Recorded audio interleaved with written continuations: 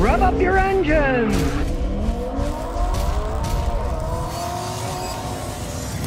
Well, with the crash of these cyber currencies, it looks like there's a fire sale of automobiles. All the high-end luxury crap that these people were spending a fortune for, well, guess what? Now they can't afford it, so they're having fire sales on Mercedes, G-Wagon, the Geladenwagens, and on Lamborghinis. Now, they're still not giving away, because these are greedy people now. But a G-Wagon that was valued at 300 grand, the guy's now trying to sell it for only 200,000.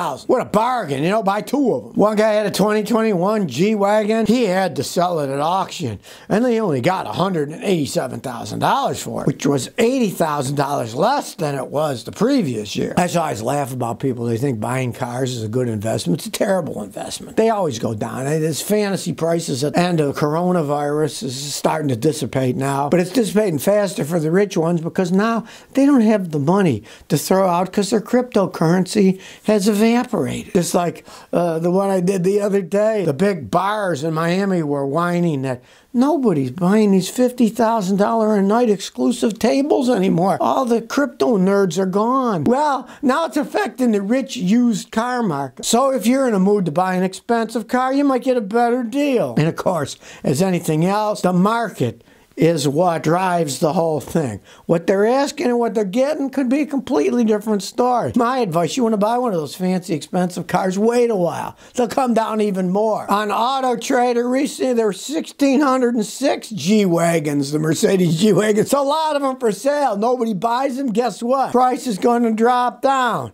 And I'm assuming a lot of these guys didn't pay cash, that they were financing them. So as they can't pay the financing and they get repoed, the price will drop even further. Now, sure, most of us aren't going to go out and buy one of these stupid luxury cars, right? But it'll trickle down into the regular market as the supply builds up and people are sick of paying high prices and they'll just wait. It's starting to come down now, even for the rich people. J.K. Turtle says, I found an 08 Toyota Tacoma 5-speed 4-cylinder with 38,000 miles for $8K. Is that a good deal? It certainly is today. Snap it up. You could sell it to somebody else for even more. I mean, if that's what you want, get it. But always assume that a Trojan horse gift is a good gift. It might have soldiers inside, like with the Trojans, right? So, have a mechanic check it out. You might find out it was wrecked, stolen, flooded out, and it's got a total title. You don't want to buy one that was wrecked and put together again.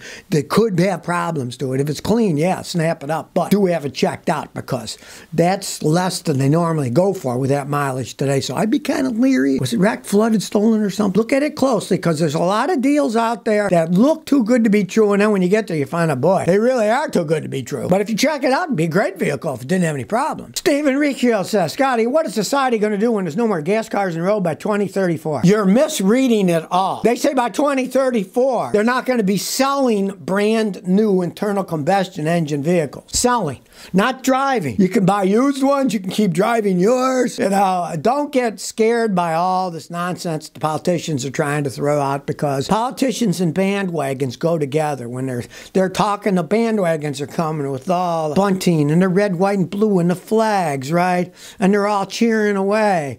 Well, usually the wheels fall off the bandwagons before they reach the future, if they ever do. Don't worry about it. Yeah, you might not be able to buy a brand new internal combustion engine. Maybe, maybe not. Who knows? But I've never bought a new one anyway. It's a waste of money. Buy a good used one. You'll save a fortune. Like I do. Pick a good car, buy a used one. You can buy them at 20, 30% of the original price. They might still have 80% of the wear left. You buy a new vehicle, they cost so much money, it takes years and years and years to get your money's worth out of them. You buy a used one, it doesn't take that long to get your money's worth out of it, and you might really hit it big. Get a Toyota that'll last for $300,000 or $400,000. So don't worry about it. They're not going to disappear by then. Dennis Veronin says, Scotty, what do you think about Volkswagen diesels with 6-speed manual? Are they reliable? Volkswagen actually makes very good diesel engines. They just had that Dieselgate thing because they cheated on the emissions. It actually ran better that way. You're driving, they were polluting more, but they ran better. Their automatic transmissions stink, but you're talking about with the standard transmission, yes, they can last a really long time. And if you live in an area that does emissions testing and it doesn't pass the emission testing, you can't drive it till you fix it. That's the one thing you got to look at. A guy brought me a Volkswagen diesel last time I was in Rhode Island,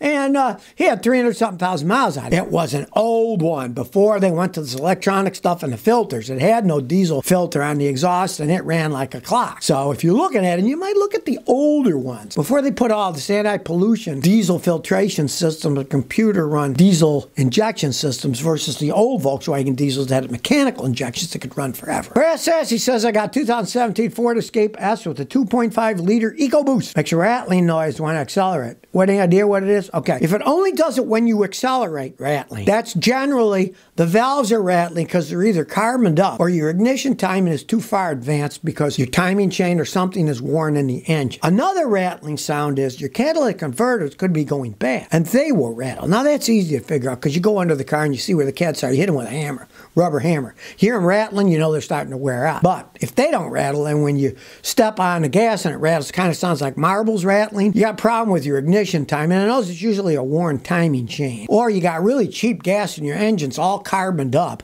and when it gets full of carbon, then it doesn't fire right, and it will rattle like that, and you'll have to get the engine decarboned, cleaned out. Heisey Zanakara says, Scotty, are remote controls cars the best electric vehicles? Probably. They've been selling those things for decades. Guys race them all over the place. A friend of mine, David Paul, was a weatherman in Houston when I was there. He liked racing those things around, and they went really fast, too, and that was decades ago. Those things, they're fun to drive around. They're toys. They're cheap. They don't cost all that much. They're fast to recharge. The batteries don't cost you $10,000, right? For long-term transportation over long distances, electric vehicles have not made it yet. Small in-town stuff, yeah, they could be cute for that. They should have started small and went big instead of starting big and now trying to go small. That's the only logical thing to do with electric cars. They go small distances, fine. And the average urban dweller, they only travel 6 miles a day on average trips. So what the heck? Use them for the city. It's fine. Think you're going to drive them cross country? You're out of your mind. Everybody I know that's done it said, I'll never do that again. Boy, that's a pain in the butt. Alex does random stuff. Says, Scotty, how can I fix a 57 Chevy Bel Air? It's been sitting for years, doesn't start.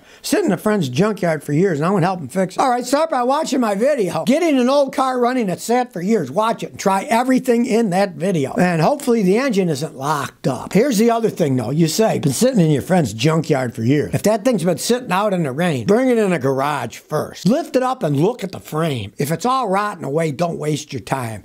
It's worthless if the frame has rotted away. Back in the day, they didn't coat frames and stuff. And if it's been sitting out in the rain in a junkyard, it's probably not worth fixing anymore. You might just want to get it going for a lark, do the stuff I do in a video, drive it around a little bit. If you find that the frame's all rotten, it's falling apart, it's not worth restoring because everything would need to be done and it wouldn't have its original frame, so it wouldn't be a collector's item anymore because it has a different frame that it started out with. Look at the rust factor first. If it's all rusted, leave it be in the junkyard and let it finish its days as a rust bucket. Special case of Scotty, my Jeep Liberty makes a creaking noise whenever I turn the steering wheel. Now you got to figure out where the creak's coming from. See what's creaking. A lot of times it'll be rubber bushings because back in the day they put grease fittings on everything and you'd grease them when you changed the oil. Those are all gone. So could be that the rubber's just worn. You can spray some AT205 reseal or a little WD-40. The WD-40 won't last as long. The water will wash it up, but it'll still stop the creak. And if you see, oh, I sprayed that bushing, and if it's not all cracked and broken, but it's just creaking, just spray it every once in a while. That'll lubricate it. It'll stop the creak. Be logical. What if something's starting to fall off? Jack it up and grab the wheels. And as long as they don't go clunka when you grab them at 3 and 9 or clunka when you grab them at 6 and 12, then there's nothing seriously worn out. And it's just a creaky noise that you could probably just lubricate. Pranav says, Scotty, who makes the most reliable and fun to drive motorcycles? Well, all motorcycles are fun to drive. And if you're talking strictly Japanese motorcycles, Honda, Suzuki, Yamaha, Kawasaki, they're all extremely reliable. What do you want, you know? You get a little Honda Rebel, tiny little motorcycle, but it's a lot of fun to drive if you want to putter around. They look good for a little motorcycle, you know? Maybe you want a screaming 650 or 600 that revs high and goes like stink. Honda, Toyota, Kawasaki, Yamaha, they all make excellent ones. Or maybe you want a touring motorcycle where you can get a Honda, a Yamaha. They all make really good touring motorcycles too. You got to decide what you want and what you want to pay for, how much you want to spend. But you can't beat the Japanese for a long life. What you want to do is test a few of them. You might find the big ones are just too heavy for you. And maybe the little ones are just right, or maybe they don't have enough power, so you go a little bigger to 500 or 600 cc. Start there and look around and see what you'd have fun with. They're all fun. How fast do you want to go versus how much weight do you want to be carrying around? You get a big touring motorcycle, it falls over. You can't pick that thing up. Mine went over the other day in the yard in the mud. Tried to get the matrix out and a tow rope and put it on the frame and had my wife back it up while it's trying to pick it up, and then I got there and drove it away. But in a big motorcycle, motorcycles, you can't pick them up. Little bitty ones like Honda Rebels, hey, they fall down, you pick them up again. So if you never want to miss another one of my new car repair videos, remember to ring that bell.